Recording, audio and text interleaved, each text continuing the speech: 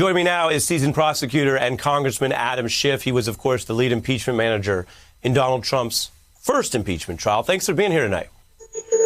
Thank you. Good to be with you. Great to have you. We can get into a lot of these legal arguments, what the Constitution says it means. I trust you and I will do that. But I want to begin with something more basic, a question that is on the mind of many Americans. Why would this time be any different than last? Well, look, this is a very different presidential abuse. And in this case, you don't need the imagination of senators to wonder what it would be like to be on the Ukraine front lines with Russia and have military aid withheld in order to help the President of the United States cheat an election. These senators were there. They were on the front lines as that mob was tearing through the Capitol. They're firsthand witnesses, in addition to everything else. And the core of what the president did in trying to interfere with a peaceful transfer of power, as the House Manager brief says, if that's not impeachable to incite an insurrection against that peaceful transfer, then nothing would be. This is clearly what the founders had in mind when they provided that remedy.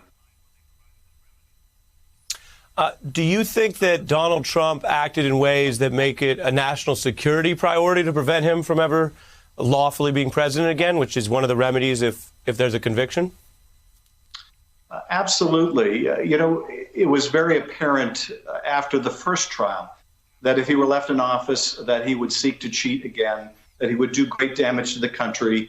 It is equally plain now that if he is not disqualified from running for office again, then we can expect that if he runs in 4 years, he will put the country through the same hell, through the same lies about the election, through the same false claims of fraud if he loses, through the same incendiary rhetoric and incitement to violence.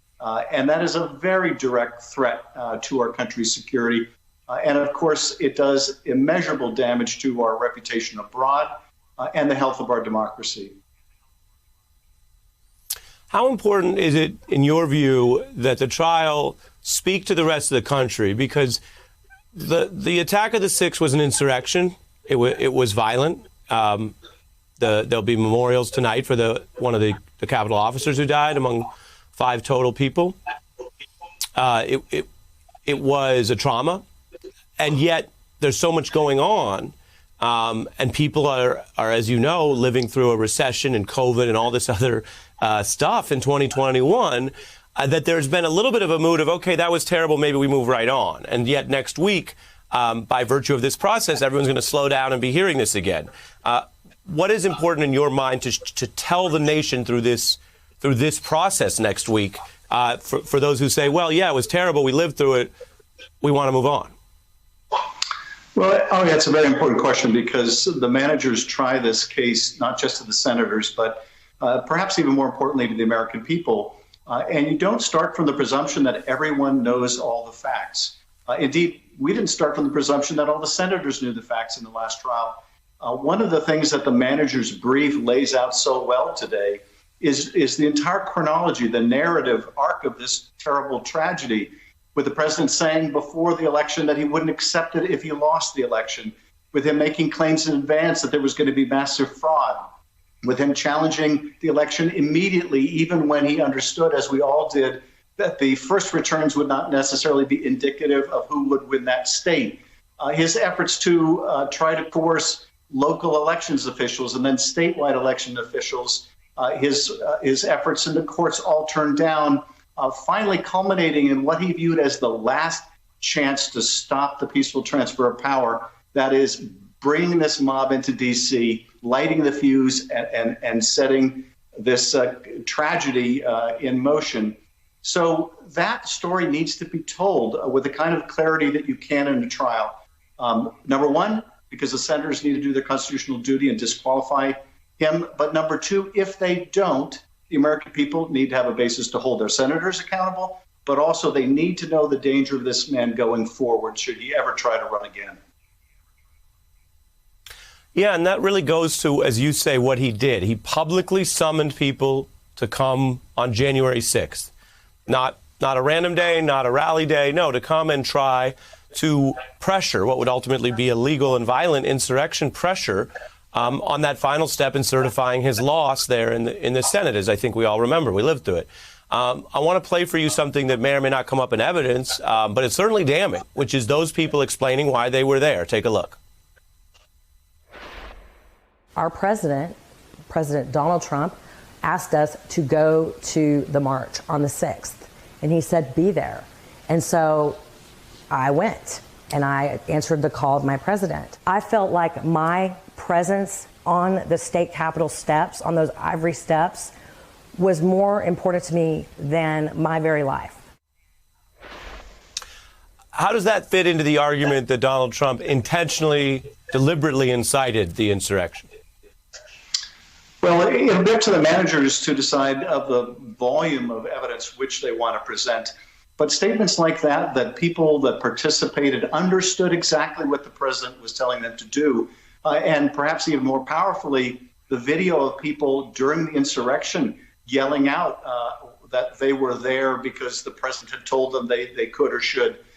That's a very powerful evidence that, in fact, the president incited them to this insurrection. So I think it is very relevant, important evidence. Now, some of the lawyers watching might say, well, can you introduce that, or is that hearsay?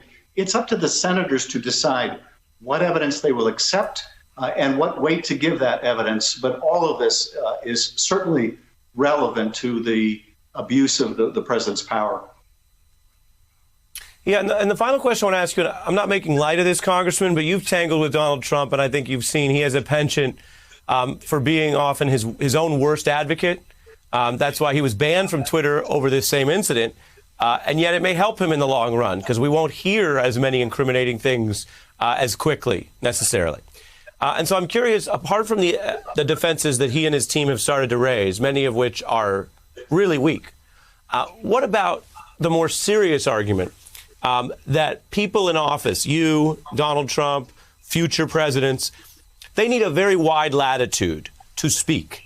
And that while this is not a traditional First Amendment case, and there are nuances to that, we have historically said that they can say all kinds of things, and that you really don't want to set too much of a precedent where words alone can convict, remove, or bar an official. Your response to that?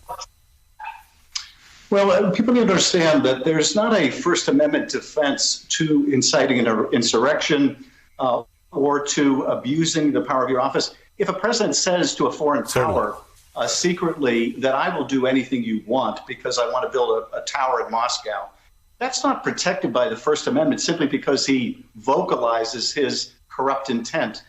If the president were to engage in bribery and did so through vocalization of the terms of the bribe, that's not protected by the First Amendment.